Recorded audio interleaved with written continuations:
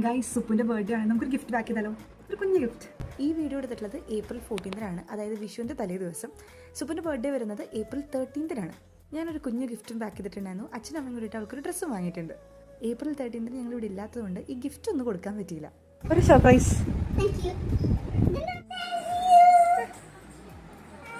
Gifts എല്ലാം unpack ചെയ്ത ശേഷം കണ്ടും ഇട്ടും ആസ്വദിക്കുന്നൊരു ചടങ്ങുണ്ട്, അതാണിത്.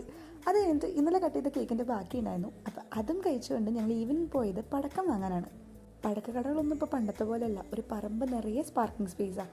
പോരാത്തതിന് ഇത്രയും വലിയൊരു ക്യൂവും. പക്ഷേ ക്യൂ മൂവിങ് ആയതുകൊണ്ട് വലിയ ബുദ്ധിമുട്ട് തോന്നിയില്ല. പിന്നെ അവിടെ കണ്ട ആവശ്യമുള്ളതും ആവശ്യമില്ലാത്തതും കൗതുകം തോന്നിയതും എല്ലാം കാർട്ടിലിട്ടിട്ടുണ്ട്. പ്രൈസ് കേട്ടിട്ടുള്ള റിയാക്ഷനാണത്. അങ്ങനെ ഞങ്ങളൊരു കൊട്ട നിറയെ പടക്കങ്ങളായിട്ട് വീട്ടിലേക്ക് വിട്ടു.